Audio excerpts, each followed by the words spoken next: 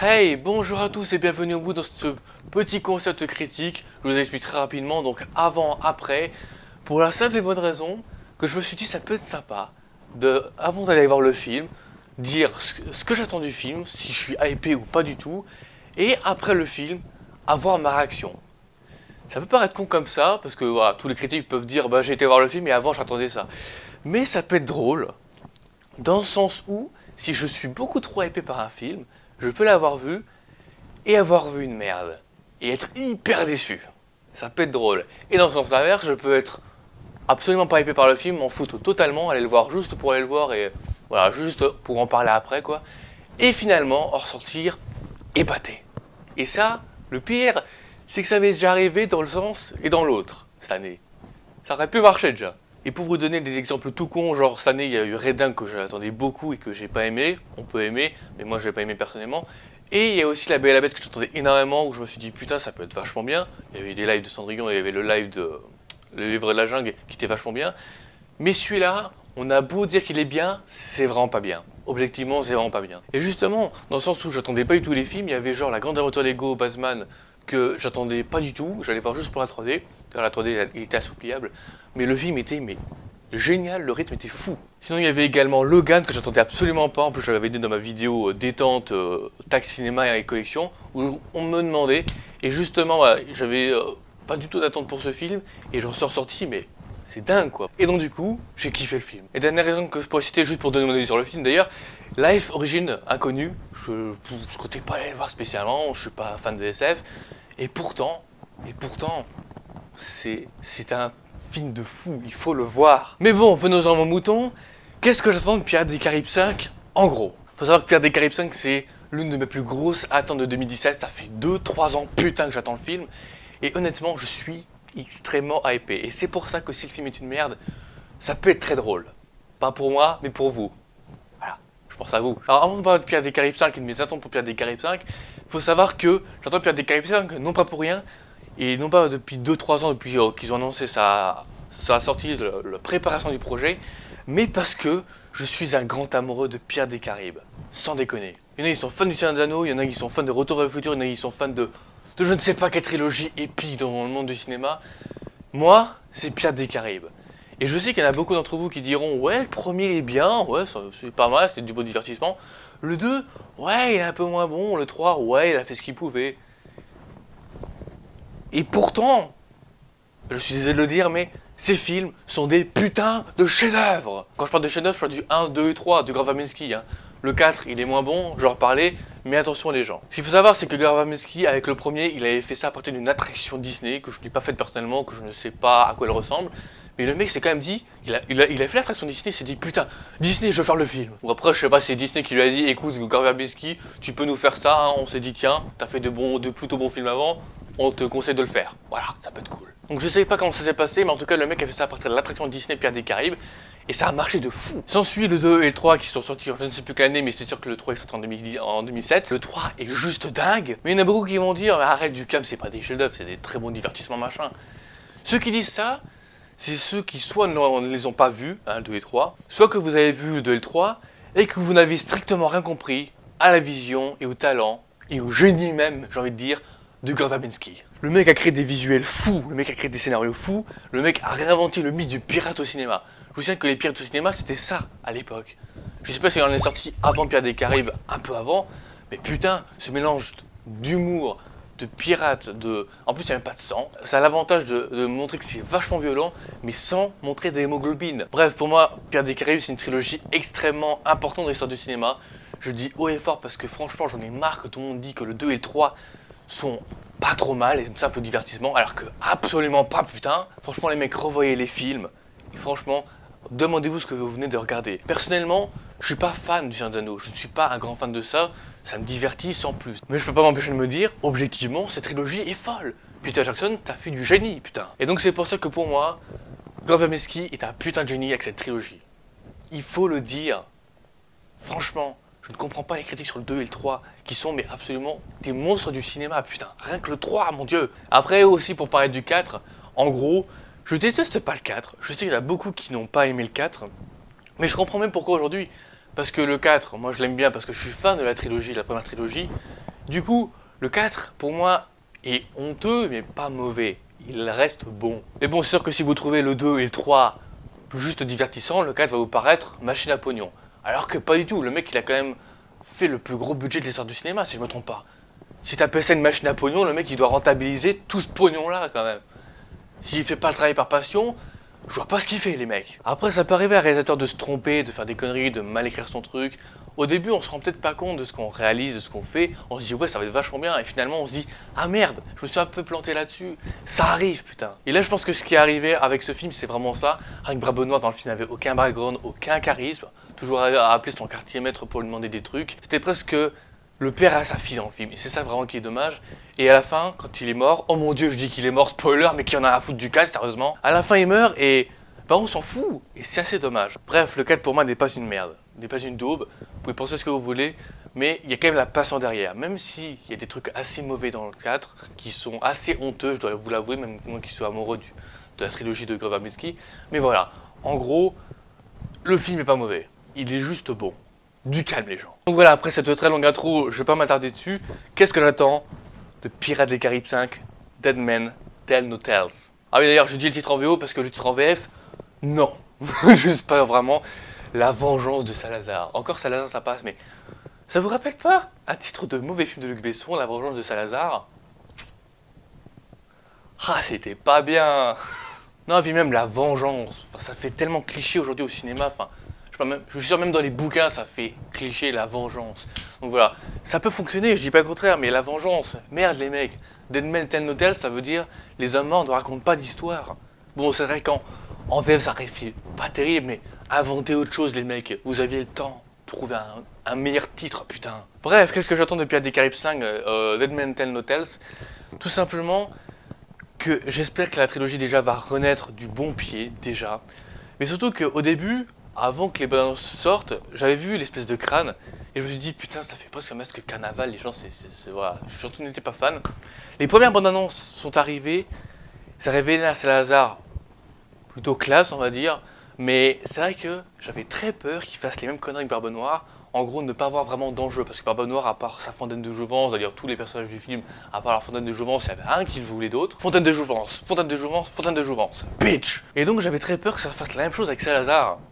Le fait qu'il n'y ait pas vraiment d'enjeu, pas de but en fait. Et finalement, les dernières bonnes annonces révélées, d'ailleurs, les toutes dernières qui révélaient Will Turner et Elizabeth Swann, putain la hype de fou que j'ai eu tout d'un coup. Bah du coup ça révèle à Salazar qu'il y avait vraiment un but envers Jack, parce que je me suis dit, j'espère qu'il y aura une vraie liaison avec Jack ou avec d'autres personnages du film, assez important, mais surtout Jack ce serait mieux. Et du coup, il y a un enjeu. Il y a un enjeu. Salazar apparemment voudrait exterminer tous les pirates, et surtout Jack Sparrow qui lui avait fait vivre un très mauvais moment, peut-être qu'il l'avait tué, j'en sais rien à l'époque, mais voilà. Avant, quand Jack Sparrow était jeune, d'ailleurs c'est cool parce qu'en plus on va voir un background en plus de Jack Sparrow, on va voir son enfance les mecs. Putain, ce personnage est iconique. Jack Sparrow est un personnage de la pop culture, il fait partie de la pop culture, il est iconique. Et savoir que ce personnage va avoir un putain de background avec un méchant, j'espère plus charismatique que Barbe Noire quand même, mais voilà, j'espère qu'on aura un beau background de Jack Sparrow et surtout de Salazar. Et j'espère que Salazar va avoir un charisme. Putain. Il y a un truc dont j'ai assez peur aussi, c'est pour la VF. Faut savoir que Hector Barbossa, dans la première trilogie, et même dans le quatrième, j'ai envie de vous dire, il a vu sa VF normale, c'est-à-dire cette personne, je sais plus comment elle s'appelle, vous m'excuserez, qui est décédée après 2011. Faut savoir que le dernier film, donc le Pirate des Caraïbes 4, est sorti en 2011, et que quelques années après, je sais plus quand, je crois qu'il y a 1 ou 2 ans, je crois, ce comédien de doublage est décédé, et là je me suis dit, putain, merde. Enfin voilà, c'est une grosse perte pour la saga, pour les doublages de la saga. Beaucoup vont dire la VF, juste non, sauf celle de Pirates des Caraïbes, et j'emmerde les puristes de la VO, voilà, parce que celle de Pirates des Caraïbes, je pense pas qu'un jour, je peux regarder des films en VO, juste pour les voir en VO et pour voir comment les acteurs interprètent vraiment leur rôle, mais Pirates des Caraïbes, je sais pas si je pourrais les voir en VO un jour. C'est l'une des meilleures VF pour un film de ma vie que j'ai vu. Sans déconner les gens, la VF de Pirates des Caraïbes, elle est juste folle en général, putain. Donc la VF de Barbossa a changé. Sa voix était vachement charismatique dans les films précédents. J'espère que sa voix ne changera pas trop. Barbossa, avec le charisme de sa voix en VF, j'ai très peur. Honnêtement. Il y a aussi mon frère qui m'a dit que le compositeur avait changé. Ce n'était plus Hans Zimmer qui avait fait la musique du premier Pirates des Caraïbes et qui a continué, je pense, à les remixer un petit peu de film en film. Cette BO, mais tellement ouf, les gens, putain, mais je l'écoute en boucle tellement c'est beau. Ma BO préférée de l'histoire du cinéma, sans déconner. Donc le film a changé de compositeur. Je sais plus comment il s'appelle, je crois que c'est Greg quelque chose, je sais plus, Greg, non, je sais plus. Mais je sais pas s'il va refaire un nouveau mixage du truc ou s'il va faire une nouvelle musique. J'ai très peur, sachant que cette BO fait partie de Pirates des Caraïbes, cette BO est incrustée dans Pirates des Caraïbes. Et s'il la change, aïe. Mais honnêtement, s'il la remix, pourquoi pas? Ça peut être sympa. Après, évidemment, j'attends une utilité à chaque personnage. J'espère avoir une histoire qui tient de bout en bout, qui soit crédible un maximum, que Salazar soit peut-être beaucoup mieux que Barbe Noire, je ne sais pas. Franchement, j'ai énormément d'espoir, je mise énormément sur ce film tout simplement, parce que c'est une de mes plus grosses attentes de cette année, et que c'est le retour d'une saga dont on parle jamais, et honnêtement, qu'on n'en parle jamais, ok, mais qu'on trouve que c'est des simples divertissements, franchement, allez vous faire. C'est le retour d'une saga. C'est le retour d'une licence qui me tient énormément à cœur, qui a fait partie de mon enfance. Et encore, ça a fait partie de mon enfance. Au bout d'un moment, j'avais vu les films, j'aurais dit ouais, c'est pas trop mal en fait. Parce que ouais, étant enfant, on peut se dire ouais, c'est trop bien, mais en fait, ouais, on n'a pas de recul par rapport au film, on sait pas trop comment se passe le film, on sait pas trop comment est la réalité du film. Mais c'est vrai que même aujourd'hui, je les ai revus récemment, mais c'est une dinguerie ces films. Donc du coup, vraiment, le fait que cette saga reprenne vie, revienne, et peut-être qu'il y aura un sixième, j'en sais rien. Mais moi je demande que ça si le film là est bon. Mais franchement, qu'ils se fassent revivre la saga, c'est juste fou. Donc franchement, s'ils font bien vivre la saga, je vous aime. Bref. Et donc, après cette avant-séance, entre guillemets, bon, après ça va être l'après-séance, ça va me dire faut faire deux films plagiat. Non, je vais faire un avant-après, ce sera mieux qu'après-séance. Donc voilà, pour mes attentes sur Pirates des Caraïbes 5, j'espère vous avoir à peu près tout dit ce que je m'attendais à Pirates des Caraïbes 5. Et évidemment, j'espère ne pas être trop hypé en rentrant dans la salle, sachant que bon, il peut me décevoir, j'en sais rien. Donc, en attendant ma séance, voici ma réaction après la séance. Eh bien, j'ai chaud! Et du coup, le film m'a un peu refroidi. Non, en réalité, c'était juste pour faire un jeu de mots débile. Alors, il y a un truc qui s'est passé entre mes deux séances, parce que j'ai été le voir le jour J, donc merci à mes amis d'ailleurs, et j'ai été le voir le dimanche suivant en 3D. La 3D était plutôt sympa, et il y en a beaucoup qui vont me dire, toi qui adore la 3D, toi qui dis que la 3D était sympa là, à mon avis la 3D doit pas être excellente. Peut-être que vous voulez aller le voir en 3D si vous le voulez. En même temps en 3D ça peut faire un effet plus spectaculaire, donc ça peut aussi marcher dans ce côté là.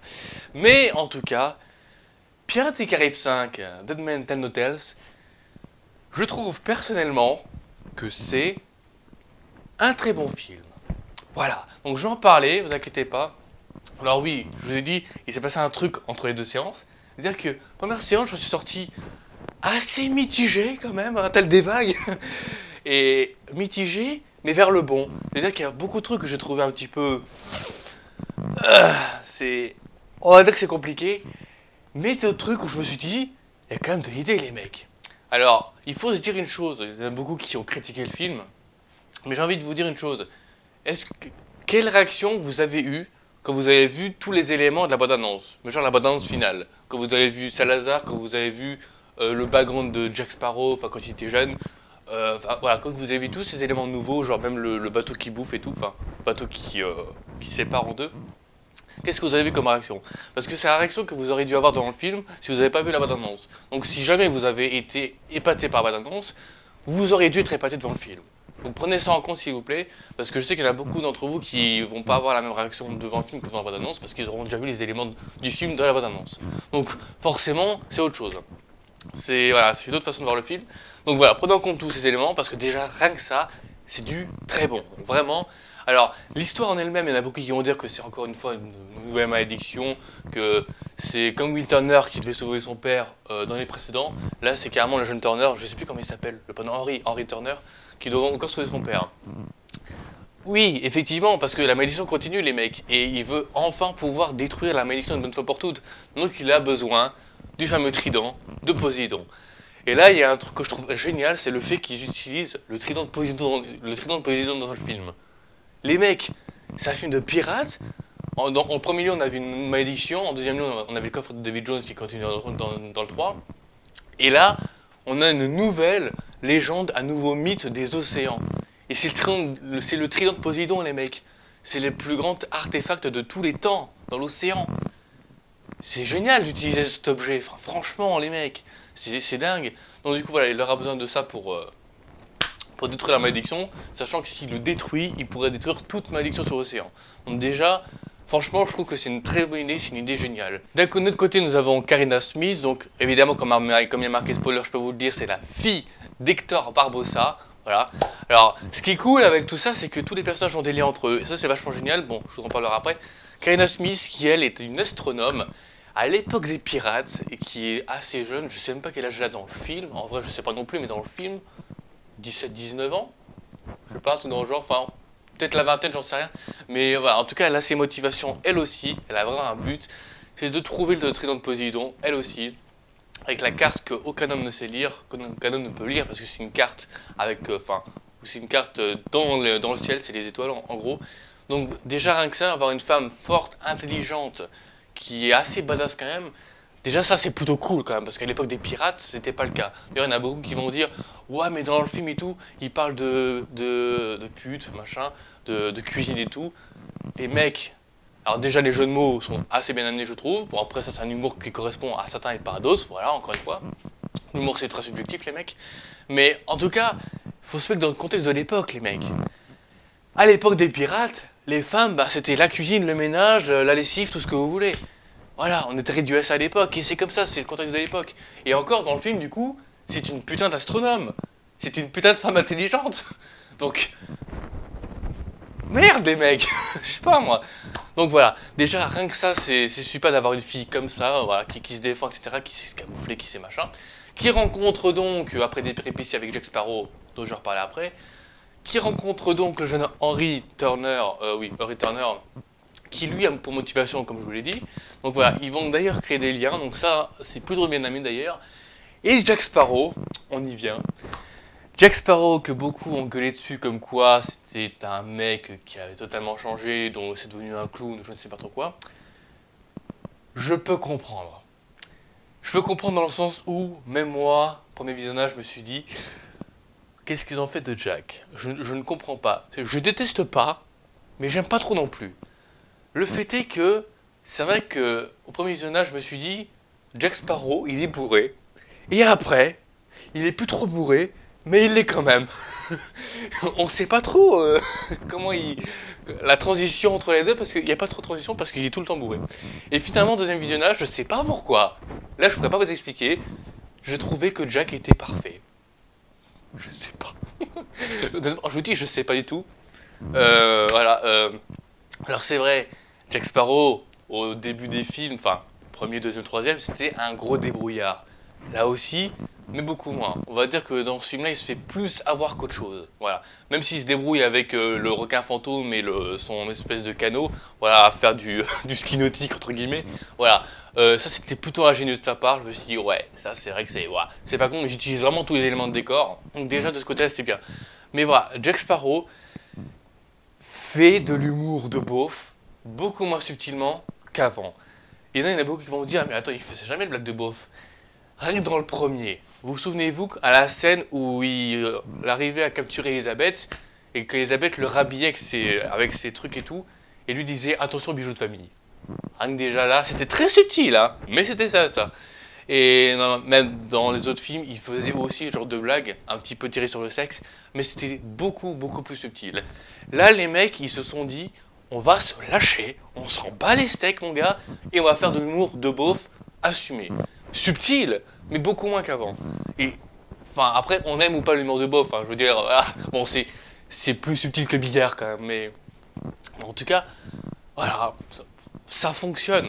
Je veux dire, même la scène où il y a le mot putaterie, je crois que c'est ça, et voilà, la scène là, rien que ça, voilà, même mes parents à côté de moi, ils ont rigolé, pour vous dire, hein. Donc, enfin voilà, ça peut faire rire toutes les générations, et enfin, ça fonctionne. Je trouve que personnellement, ça fonctionne. Après, c'est un humour, c'est subjectif. Concernant Barbossa, il change pas trop, mais il y a un truc qui change chez lui, et je pense que les non-fans de la saga vont se demander c'est quoi ce bordel. son doubleur, comme je vous l'ai dit, a changé. Et donc du coup, ça passe bien.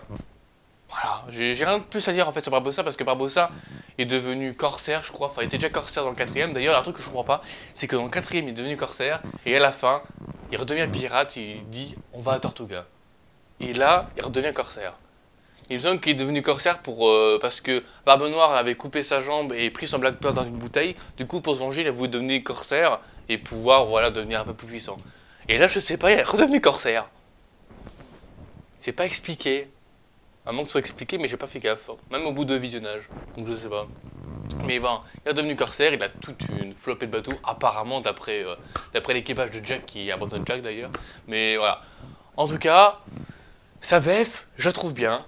C'est le même langage, même si c'est pas la même voix, même si c'est pas la même voix un peu crisp. Je sais pas comment on appelle les voix comme ça, mais voilà, c'est une voix assez particulière qui avait justement ce comédien de doublage décédé en 2016 du coup.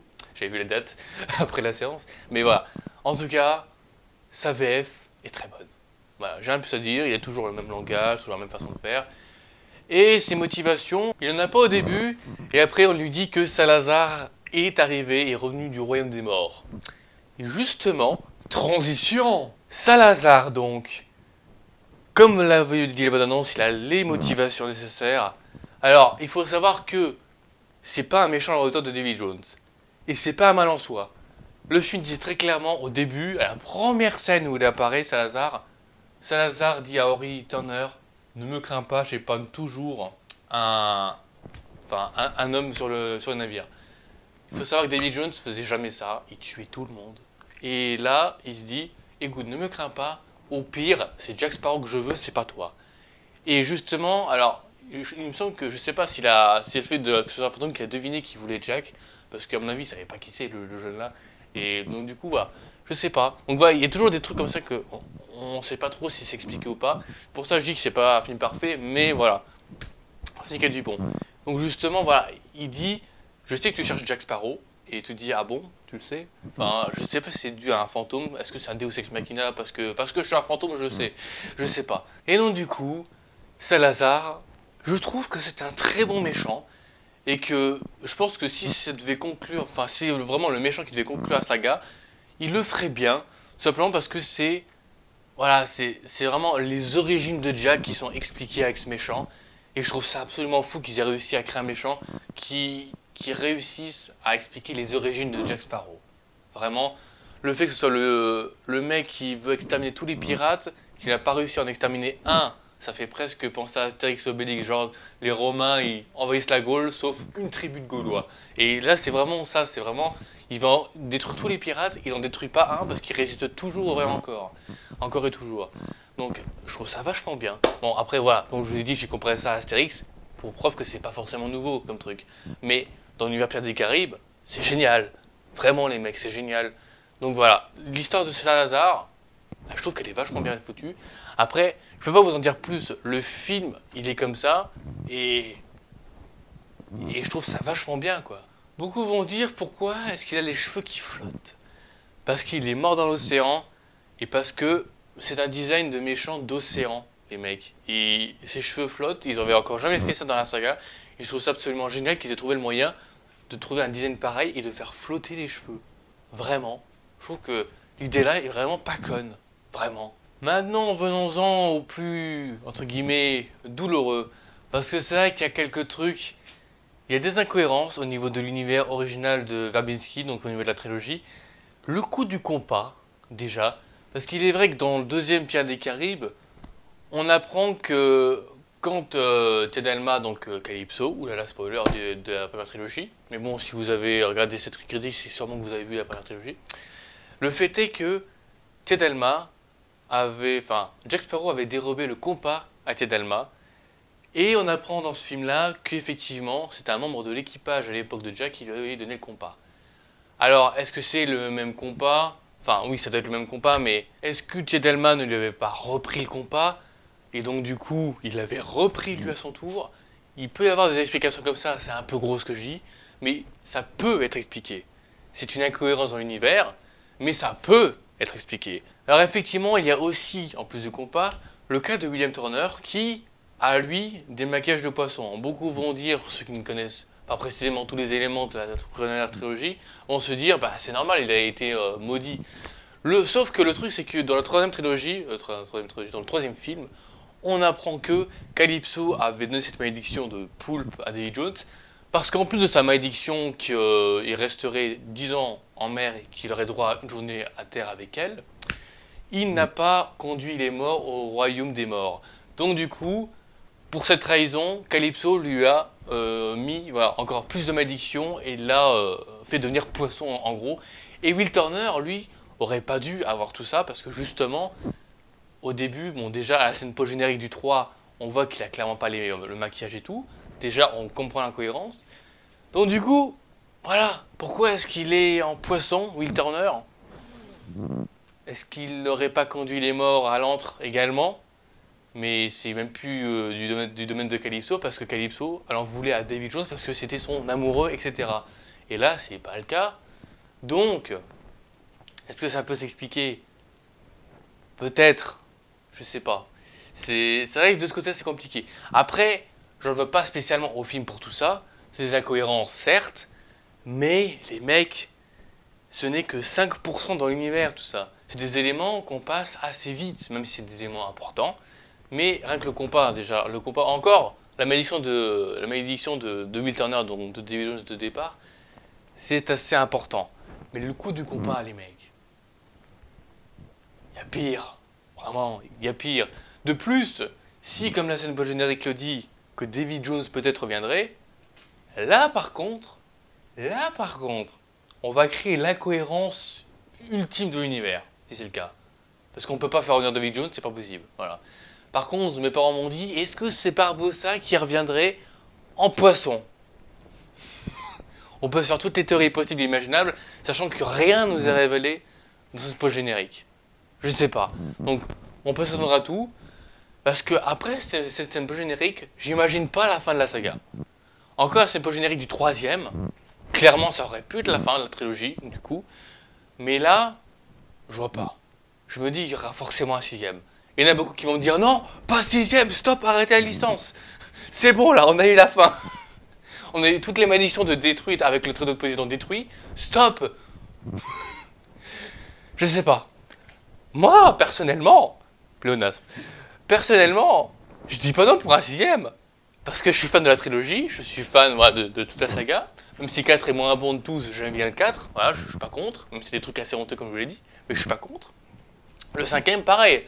Du coup, en conclusion de tout ça, bon voilà, je vous ai plus parlé des personnages et tout, mais il n'y a pas énormément à dire dessus. Il y a des très bonnes idées visuelles. Après, de l'humour qui plaît ou qui plaît pas. On retrouvera Jack Sparrow et tout. Et voilà. Mais voilà, j'aime bien le cinquième. Et si un sixième, personnellement, je dis pas non. S'ils trouvent un bon truc. Parce que là, clairement, au bout de la fin du 3, on se dit ça y est, c'est fini. Mais les mecs, bon, même si la fin de Jouvent c'était raté d'un certain côté, mais le cinquième, les mecs, il tient la route. Il tient la route. C'est ça le truc, c'est qu'il tient la route. De bout en bout. Même les révélations sur Jack Sparrow, ça tient la route, je veux dire. En plus, quand on y réfléchit bien, Jack Sparrow, on dit que c'est. On révèle pourquoi il s'appelle Sparrow. Beaucoup vont dire, on s'en fout pourquoi il s'appelle Sparrow. Il s'appelle Sparrow. Corva Biscuit a créé ces personnages parce que j'allais dire James Swan. Parce que Elizabeth Swan, donc du coup, c'était signe. Will Turner, c'était le nom d'un mec qui étudiait les oiseaux à l'époque. Et Jack Sparrow, c'était moineau, tout simplement. Ça rapporte les oiseaux. Et donc du coup, on se dit, ça sert à rien d'expliquer ça, les mecs. Mais le fait est qu'ils expliquent ça de façon pas spécialement débile. Première impression de Jack dans la saga, il est sur le mât de son bateau, je crois que c'est ça, hein, sur le mât de son bateau, comme penché, enfin, mis sur sa branche, comme un oiseau, et donc comme un moineau. Et c'est pareil, l'apparition dans le troisième, sa première apparition, quand il sort de l'entre de Davy Jones, il est pareil, il est penché comme ça, en train de tenir son truc, et il est sur son mât.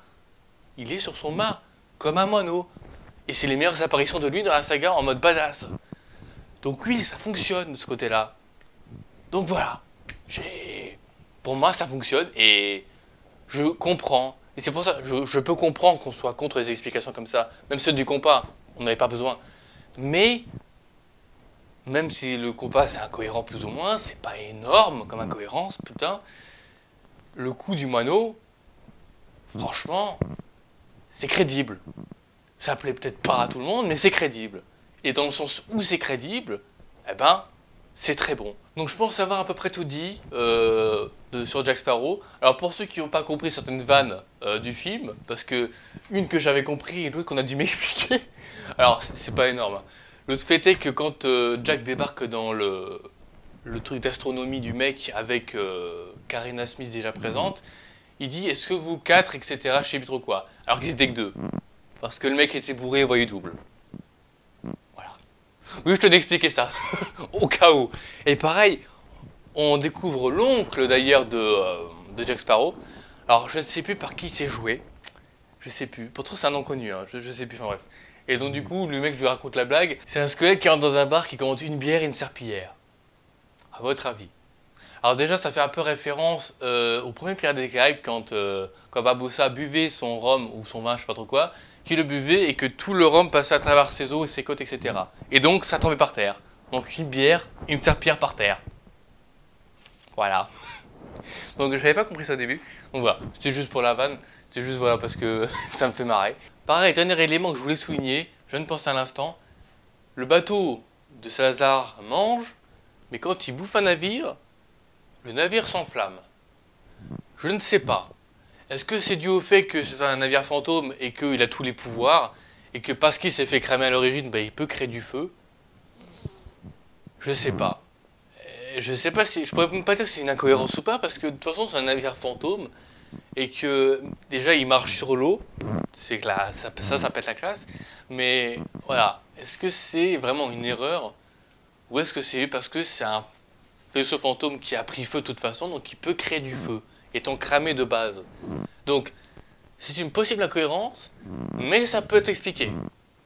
Voilà, de ce côté-là, parce que c'est un petit peu magique. Donc, voilà, il y en a, ils vont dire ça part dans un côté magique maintenant, c'est du n'importe quoi. Voilà, il faut que la saga se réinvente un peu, il faut que ça prenne une autre ampleur. Ça a pris une autre ampleur, ça a pris un petit peu de renouveau. Ça peut pas être comme dans les premiers, parce que les idées ont été, je pense, assez épuisées quand même. Alors, ce qui est sûr, c'est que s'il y a un sixième, ne remettez pas William et Elizabeth Turner. Parce que leur histoire est close. Leur histoire est close. On s'est dit, ça y est, on a détruit la malédiction de William Turner. Et du coup, il peut rester avec sa famille tout le temps à présent, même naviguer sur les mers s'il le veut. Tu ne peux pas remettre ces personnages dans l'histoire. À moins de leur trouver vraiment une aventure, mais leur histoire, là, est finie. Donc voilà. Pareil, Barbossa, s'il revient à la vie, revenir à la vie une fois, grâce à Tedalma, donc à Calypso, pourquoi pas? Mais le faire revivre encore une fois, trouvez une bonne excuse, les mecs. Trouvez une bonne excuse, ça vaut mieux. Donc voilà. Je dis que je suis pas contre un sixième, mais il faut bien le faire. Donc voilà, si c'est un sixième, voilà. Si vous ne trouvez pas de truc bon, autant s'arrêter là. Personnellement, je trouve que c'est une belle fin. Peut-être pas la meilleure fin de la saga, parce que la meilleure fin c'était clairement le 3, vraiment. Le Jack Sparrow qui part comme ça au loin, comme si on repartait à zéro. Genre quand il revient, quand au début du premier, il vient avec son petit canot. On dirait que c'est presque un paradoxe. On dirait que c'est vraiment une boucle qui est bouclée. Donc vraiment, ça aurait pu se terminer là. La fin du 4 était clairement pas terrible du tout. Mais cette fin du 5e, eh ben, ça peut être une bonne fin. Après, le fait est qu'il a perdu son tricorne. Voilà. Donc, voilà. Après, il avait retrouvé son tricorne dans le 3e, dans la fin du 2, avec le Kraken. Donc voilà. Peut-être qu'ils vont trouver une solution pour le faire revenir son tricorne si jamais il y a un 6e, je sais rien. Mais en tout cas, s'ils trouvent un bon scénario, et je pense que s'il y a un 6e, c'est pas avant plusieurs années, à moins que ce soit vraiment le début d'une nouvelle trilogie, 4e, 5e et donc 6e, pour conclure, je ne sais pas. Mais voilà. Je suis pas contre un 6e, mais si vous faites un 6e, faites-le bien. Voilà. Donc je pense avoir tout dit sur mes pensées du 5e, et je n'avais pas énormément à dire sur l'histoire en général, parce que je trouve le film très bon, je trouve qu'il fait son boulot. C'est pas le meilleur de la saga, c'est pas le pire, il est mieux, il rattrape les erreurs du 4e, il rattrape le 4e dans le sens où il y a enfin des enjeux des quatre coins des personnages. Il y a vraiment, enfin voilà, il y a des enjeux partout, il y a des buts partout, et le tout fonctionne très bien. Et même si ce n'est pas à la hauteur de Verbinski, parce que Verbinski, je pense qu'il savait mieux filmer, il savait mieux cutter. D'ailleurs, à la fin, j'avais oublié le petit détail, Il y a un faux raccord à la fin qui fait très mal aux yeux. Au moment de la gifle entre Karina, du coup Barbossa, et Henry Turner, le coup de la gifle, c'était un énorme faux raccord qu'il y a eu. C'est un peu dommage, ça pique les yeux. Mais voilà, en tout cas, si ça clôt la saga, tant mieux. Juste tant mieux. Si ça ne clôt pas la saga, personnellement, tant mieux. Mais ça pourrait mériter un 6, ou ça ne pourrait pas mériter un 6. Dans les deux cas, s'il y a un sixième, c'est bien. S'il n'y a pas de sixième, c'est pas plus mal, j'ai envie de dire. Donc voilà, je suis ni pour ni contre un sixième, on verra bien. Bref, il faut que j'arrête de parler d'un probable sixième, c'est bon. On a compris que je voulais ou pas. Mais en tout cas, ce cinquième opus est très bon. Calmez-vous les haters de ce film. Je peux comprendre qu'on n'aime pas l'humour de Jack Sparrow. Je peux comprendre qu'on n'aime pas ce Jack Sparrow parce que c'est pas le même Jack Sparrow qu'on a connu à l'époque. C'est le même, mais plus différent. Voilà, qui assume plus de choses, on va dire. Qui assume son côté, je me lave plus, qui assume son humour de beauf. Mais malgré ça, voilà, c'est toujours le même. Même s'il paraît un peu trop bourré dans le film. Voilà, c'est un Jack Sparrow. Et c'est un Jack qu'on aime de toute façon. Donc en conclusion de cette critique, pour moi c'est un très bon Pirates des Caraïbes, que je puisse comprendre que tout le monde n'aime pas, parce qu'il y a des trucs on peut trouver ça un petit peu gros, pas très crédible, d'autres des incohérences qui détruisent la saga entre guillemets, parce que pour moi ça ne détruit pas la saga, c'est des petites incohérences de l'univers, mais qui ne sont pas extrêmes. C'est ça que je veux dire, c'est pas extrême. Au début je me suis dit ça, que c'est un peu con, mais ça m'a... Au bout d'un moment je me dis mais... c'est pas spécialement grave dans l'univers. C'est des petits détails qui tuent pas l'univers. Je veux dire, faire revenir David Jones, ça serait une grosse connerie. Mais ça va. Mais voilà, il y a des idées visuelles. Chaque personnage a un enjeu précis. Chaque personnage est extrêmement utile. Voilà, les scènes sont très bien filmées, même si voilà, ça pourrait être mieux filmé, le montage pourrait être bien mieux, rien que pour le faire à la fin. Mais les idées sont là, tant visuelles que scénaristiques. Donc voilà, je pense avoir à peu près tout dit sur mon ressenti sur le film Pirates des Caraïbes 5 Dead Men 10 Hotels, enfin La Vengeance de Salazar, mes couilles sur ton front. Voilà, ce sous-titre VF est pas terrible du tout. Mais voilà, je suis vraiment très content que si c'est vraiment ce qui conclut la saga, je suis très content pour cette saga. Voilà, parce que c'est pas mauvais. On pourrait dire que c'est mauvais, mais moi je trouve pas ça mauvais du tout. C'est pas excellentissime comparé à la première trilogie, mais ça reste très bon. Donc voilà, j'espère avoir tout dit ce que je pensais du cinquième. Voilà, je un peu, voilà. Après, à part les idées visuelles, scénaristiques, l'humour et tout ça, le reste, il n'y a pas énorme à dire dessus non plus, ça reste un Pirates des Caraïbes, même si effectivement la première trilogie avait un scénario beaucoup plus complexe que ça, mais sans déconner, j'ai revu les films, je me suis dit putain le scénario il est vachement complexe quand même. Enfin, il y a vraiment des éléments, chaque élément est à prendre quoi. Voilà, donc dans ce film là, un peu moins, mais quand même. Donc voilà, pour moi, Pirates des Caraïbes 5 reste un très bon film, qui restera pas dans les mémoires des fans, qui restera pas dans les mémoires de tout le monde, mais voilà, la première trilogie restera dans les mémoires, ça c'est sûr. Voilà, tout le monde se souvient des répliques de Jack, tout le monde se souvient des idées visuelles de la première trilogie, mais celui-là, il restera peut-être pas dans les mémoires comme le 4, mais il restera dans l'histoire du cinéma, et il restera un très bon film. Et puis au pire les mecs, j'ai envie de vous dire, je suis désolé, mais j'ai vu un Pirate des Caraïbes, bordel! En tout cas, en vous remerciant d'avoir prêté attention à cette critique et de l'avoir vue jusqu'au bout, je vous en remercie infiniment. Je vous souhaite personnellement une très bonne matinée, après-midi, soirée, etc. Et je vous dis à bientôt pour de nouvelles vidéos, critiques ou autres. Ciao!